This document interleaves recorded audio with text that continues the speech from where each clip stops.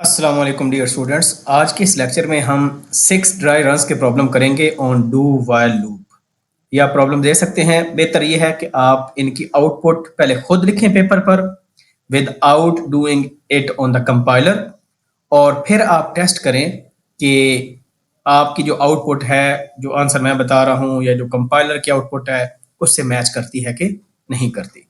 ये आपके पास 6 different problems हैं और ये बहुत इंपॉर्टेंट है। इससे काफ़ी आपकी लर्निंग इम्प्रूव इंशाल्लाह होगी।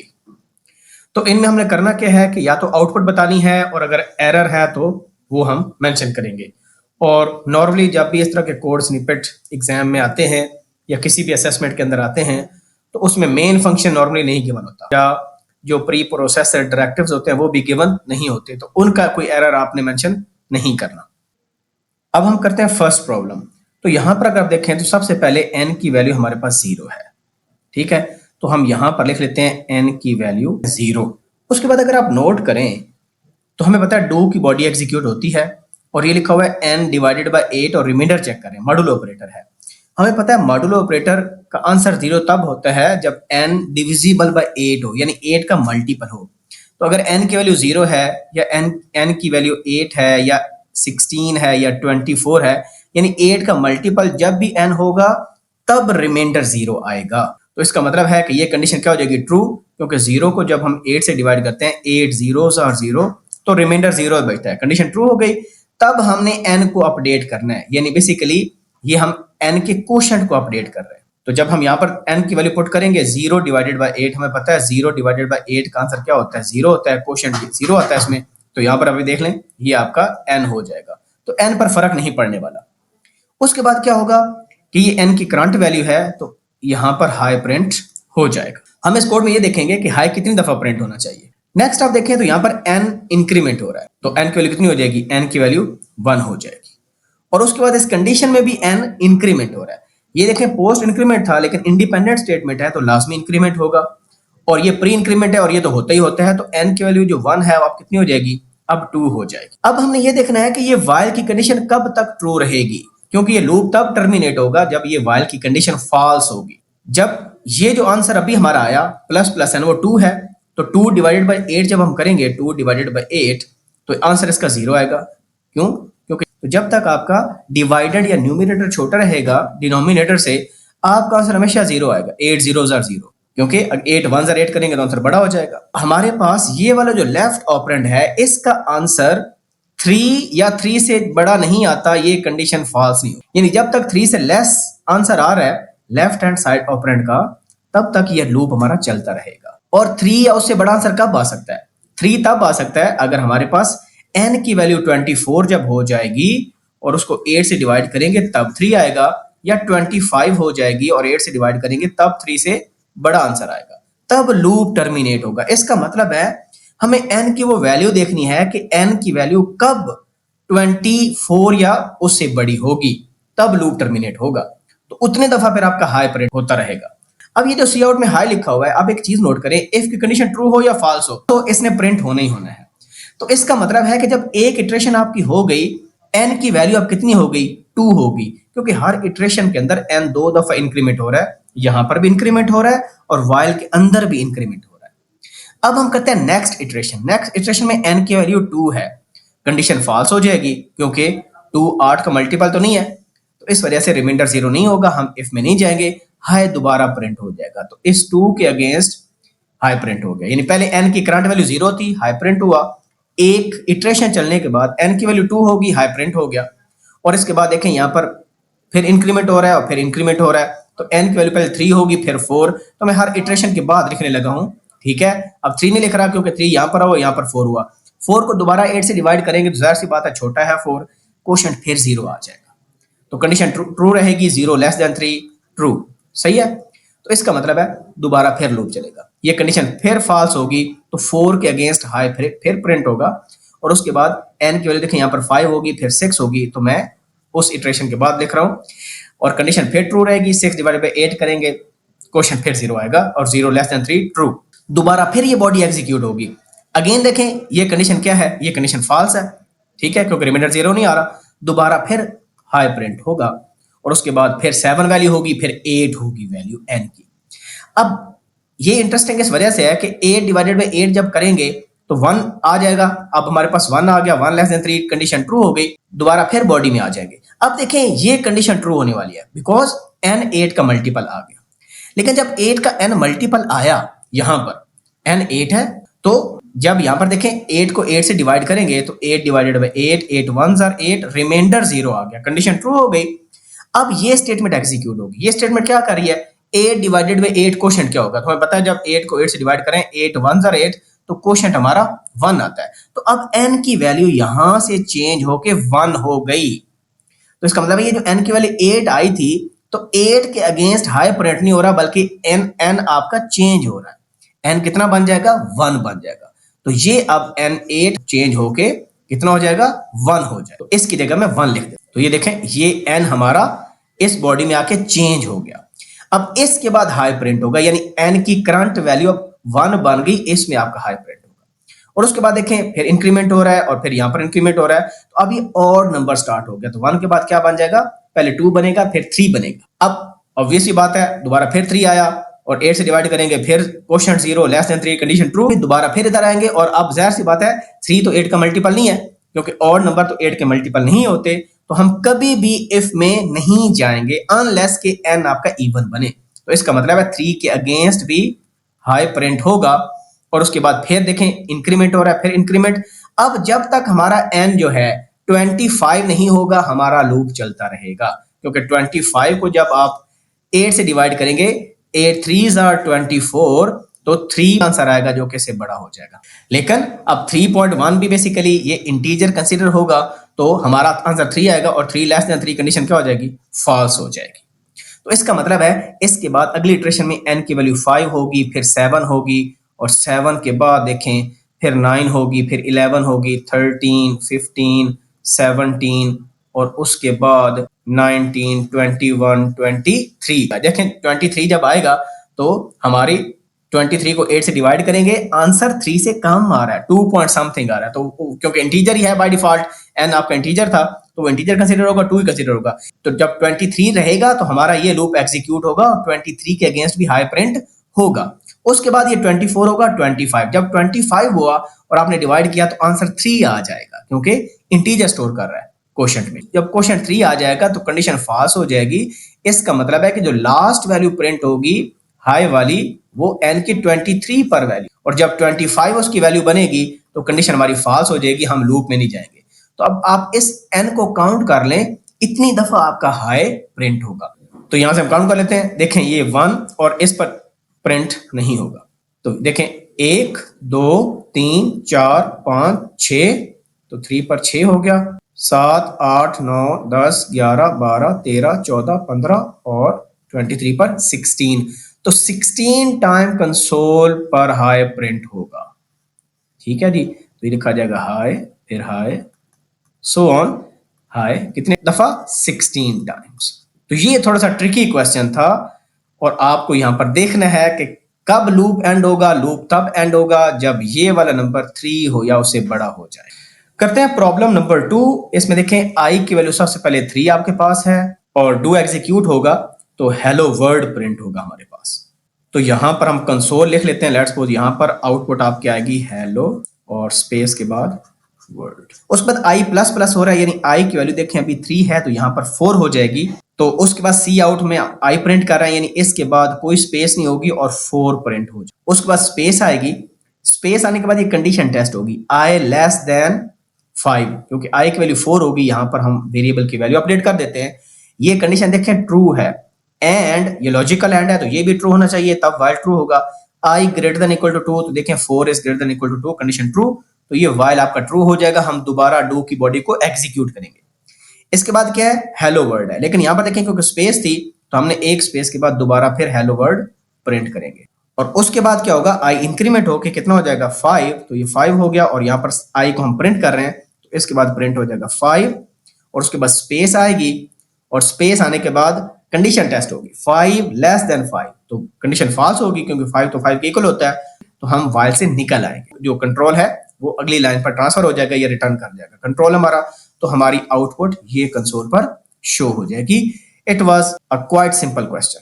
अब हम करते हैं प्रॉब्लम नंबर 3। यहाँ पर एक ना प्रिंट के नाम का फंक्शन बना हुआ है जिसकी रिटर्न टाइप वॉइड है, यानी कुछ भी रिटर्न नहीं कर रहा, और इसमें डू वाइल लूप हमें नजर आ रहा है।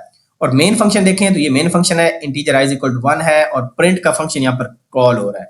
याद रखें, जब भी फंक्शन की रिटर्न टाइप वॉइड होती है तो ये जो फंक्शन होता है ये किसी वेरिएबल को असाइन नहीं होता, यानी ऐसे कभी भी नहीं होगा int x is equal to print. तो ये हम तब फंक्शन को एक वेरिएबल के इक्वल लिखते हैं अगर वो फंक्शन कुछ रिटर्न कर रहा हो, यानी उसके रिटर्न टाइप इंटीजर हो, डबल हो या फ्लोट हो, कुछ भी रिटर्न डाटा टाइप होनी चाहिए। क्योंकि ये वॉइड है तो इस वजह से फंक्शन को इंडिपेंडेंट हमने कॉल किया। तो ड्राई रन का क्या तरीका होता है या एग्जीक्यूशन किस तरह होती है? सबसे पहले आपका मेन स्टार्ट होता है, मेन से एग्जीक्यूशन स्टार्ट होती है। तो मेन में देखें आई की वैल्यू 1 लिखी हुई है, तो यहां पर हम लिख लेते हैं i इज इक्वल टू 1, ये i आपका 1 हो गया। और साथ आप देखें प्रिंट i3, तो इसका मतलब i की वैल्यू 1 है और सेकंड जो आर्गुमेंट है वो 3 के इक्वल है। अब हम फंक्शन में जाते हैं क्योंकि कंट्रोल हमारा ट्रांसफर हो जाएगा इस फंक्शन में। तो ये फंक्शन की डेफिनेशन लिखी हुई है। नॉर्मली ऐसे भी होता है, मेन के ऊपर आप फंक्शन डिफाइन करते हो, जिस तरह यहाँ पर देखें मेन के ऊपर फंक्शन डिफाइन है, या आप यहाँ पर प्रोटोटाइप लिखते हो और सेमीकोलन लगाकर मेन से नीचे फंक्शन को डिफाइन करते हैं। ये दो डिफरेंट तरीके हैं, दोनों ठीक होते हैं।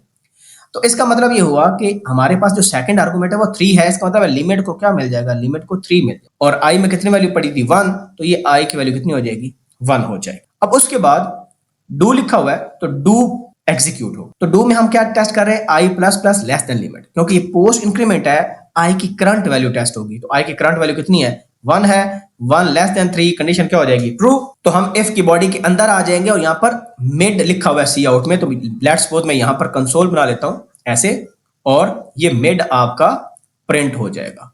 और मिड के बाद फिर i को भी प्रिंट कर रहे हैं। i की वैल्यू आप देखें कितनी है, क्योंकि ये पोस्ट इंक्रीमेंट था, जब कंडीशन टेस्ट हो रही है तो करंट वैल्यू i की कंसीडर हुई, उसके बाद i प्लस प्लस हो गया, तो i की वैल्यू अपडेट होकर कितनी हो गई 2 हो गई। ये i की वेरिएबल हमने यहाँ पर लिखा हुआ है, तो यहाँ पर मिड 2 प्रिंट हो जाएगा। और उसके बाद लिखा हुआ है कंटिन्यू, तो कंटिन्यू क्या करेगा, इसके बाद जितनी स्टेटमेंट्स हैं उनको एग्जीक्यूट नहीं करेगा, आपके डायरेक्ट कंट्रोल कहां चला जाएगा, वाइल की एक्सप्रेशन पर, यानी वाइल की जो कंट्रोल एक्सप्रेशन है उस पर चले जाए। यहां पर चेक होगा i equal equal limit, limit में कितना पड़ा है 3 पड़ा है, i की करंट वैल्यू कितनी है 2, तो क्या 2 इक्वल इक्वल 3 है, नहीं है, कंडीशन क्या हो जाएगी फॉल्स। तो जब कंडीशन फॉल्स हो गई तो कंट्रोल कहां रिटर्न होगा, जहां पर कॉल हुआ था उसे अगली लाइन में रिटर्न हो जाएगा, यानी रिटर्न 0 पर चला जाएगा कंट्रोल हमारा। तो इसका मतलब ये हुआ कि हमारी कंसोल पर क्या डिस्प्ले होगा, मिड 2। अब हम करते हैं प्रॉब्लम नंबर 4। यहाँ पर हमारे पास दो वेरिएबल हैं, हम यहाँ पर वेरिएबल बना लेते हैं, यहाँ पर लिखते हैं i और यहाँ पर लिखते हैं j। i की करंट वैल्यू 0 है और j की करंट वैल्यू कितनी है 9 है। उसके बाद डू की बॉडी एग्जीक्यूट होगी और यहाँ पर लिखा हुआ है i प्लस प्लस, तो i हमारा 0 से चेंज होकर क्या हो जाएगा 1, और उसके बाद कंडीशन टेस्ट होगी। याद रखें ये j माइनस माइनस है, पोस्ट डिक्रीमेंट है, तो पोस्ट डिक्रीमेंट में j की करंट वैल्यू यूज होगी, तो करंट वैल्यू कितनी है 9, तो कंडीशन टेस्ट होगी 9 is less than i plus plus, ये भी पोस्ट इंक्रीमेंट है, तो i की करंट वैल्यू कितनी है, i की करंट वैल्यू 1 है, क्योंकि यहां पर 0 1 हो गया था। तो कंडीशन टेस्ट होगी, कंडीशन है फॉल्स, तो हम कहां चले जाएंगे, हम चल जाएंगे वाइल की कंडीशन पर, वाइल टेस्ट होगा। तो इसका मतलब है जब j डिक्रीमेंट हो रहा था तो j की वैल्यू कितनी हो जाएगी 8, और i क्या हो रहा है इंक्रीमेंट, तो i की वैल्यू 1 से क्या हो जाएगी 2 हो जाएगी। यानी जब ये डू की बॉडी एग्जीक्यूट होगी तो i हमारा 2 बन जाएगा और j हमारा 8 बन जाएगा। तो i की वैल्यू करंट टेस्ट होगी 2 लेस देन 5, कंडीशन क्या है ट्रू है, दोबारा फिर डू एग्जीक्यूट होगा। जब डू एग्जीक्यूट होगा तो देखें i प्लस प्लस है, तो 2 कितना हो जाएगा 2 3 हो जाएगा, और कंडीशन टेस्ट होगी j की करंट वैल्यू 8 है, तो 8 is less than i plus plus, i की करंट वैल्यू कितनी है 3, तो 8 लेस देन 3, कंडीशन फॉल्स। तो हम दोबारा फिर वाइल की कंडीशन पर चले जाएंगे, लेकिन क्योंकि यहाँ पर देखें i इंक्रीमेंट हो रहा है तो 3 चेंज होकर 4 हो जाएगा, और j डिक्रीमेंट हो रहा है तो वो कितना हो जाएगा 7 हो जाएगा। अगेन कंडीशन टेस्ट होगी 4 is less than 5, condition true, दोबारा फिर डू एग्जीक्यूट होगा, i प्लस प्लस 4 चेंज होकर 5 हो जाएगा, और j माइनस माइनस, j की करंट वैल्यू कितनी है जी 7 है, और 7 less than i plus plus, उसकी करंट वैल्यू 5, कंडीशन फॉल्स हो जाएगी। तो हम दोबारा फिर इधर आ जाएंगे, लेकिन क्योंकि ये पोस्ट इंक्रीमेंट डिक्रीमेंट है तो i इंक्रीमेंट होके कितना हो जाएगा i 6 हो जाएगा, और j डिक्रीमेंट होकर कितना हो जाएगा वो भी 6 हो जाएगा। और उसके बाद कंडीशन टेस्ट होगी I less than 5, 6 less than 5, condition false, हम इस डू वाइल से एग्जिट कर जाएंगे और हमारा कंट्रोल यहां पर आ जाएगा। यहां पर I की वैल्यू हम प्रिंट करेंगे, लेट्स सपोज ये हमारा कंसोल है। सबसे पहले I की वैल्यू देखें कितनी है, 6 होगा, उसके बाद स्पेस आएगी और J की वैल्यू 6 है, तो ये हमारा क्या आ जाएगा, आंसर आ जाएगा। प्रॉब्लम नंबर 5 करते हैं जी। यहां पर हमारे पास 3 वेरिएबल है A, B, C और तीनों डबल डाटा टाइप के हैं, तो A, B, C लिख देंगे। A की वैल्यू 8 है, B की वैल्यू 3 है और C की वैल्यू 1 है। तो डू एग्जीक्यूट होगा, तो ये है basically A is equal to A plus B। तो यहाँ पर A प्लस B अगर आप देखें तो कितना बनता है, 8 प्लस 3 11, तो A की वैल्यू अपडेट होकर 11 हो जाए। तो A की वैल्यू क्योंकि 11 हो गई तो हमने यहाँ पर A की वैल्यू अपडेट कर। C प्लस प्लस है तो C की वैल्यू 1 है, ये अपडेट होकर कितनी हो जाएगी, 2, और B is equal to B plus C लिखा हुआ है, तो B और C को ऐड करें, B की वैल्यू 3 है, C की करंट वैल्यू 2 है, तो 3 प्लस 2 कितना हो जाएगा, 5 हो जाएगा। तो B आपका अपडेट होकर 5 हो गया। अब Y लिखा हुआ है A प्लस B, यानी ये लूप तब तक चलता रहेगा जब तक यहां पर 0 नहीं आएगा, क्योंकि यहां पर देखें A प्लस B की कितनी वैल्यू है, A की वैल्यू 11 और B की वैल्यू 5, तो ये कितनी बन जाएगी, 16। और हमें पता है जब तक वाइल की पैरेंथेसिस के अंदर या कंडीशन के अंदर नॉन जीरो नंबर रहता है तब तक लूप एग्जीक्यूट होता रहता है, क्योंकि non zero number is always consider as 1, that is true.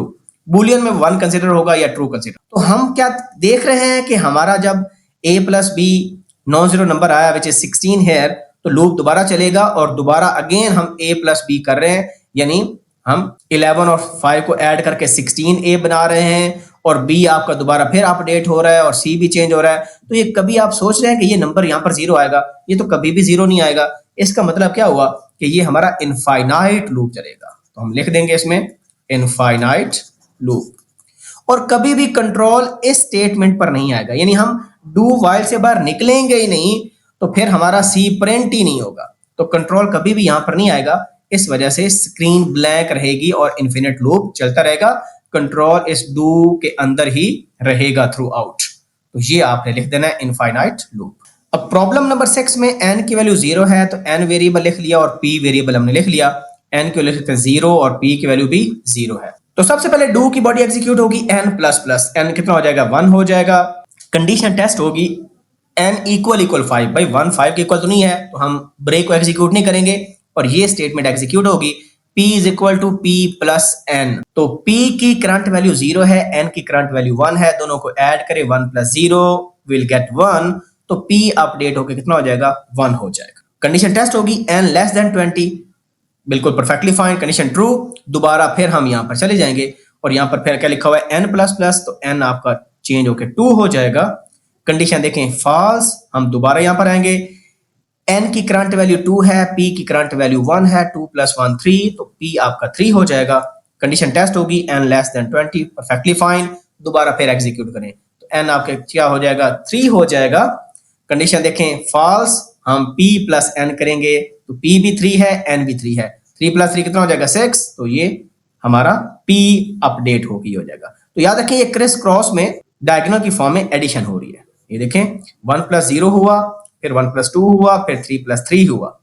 इस तरह आगे क्या होगा, 6 प्लस, जहां पर ये नंबर आएगा।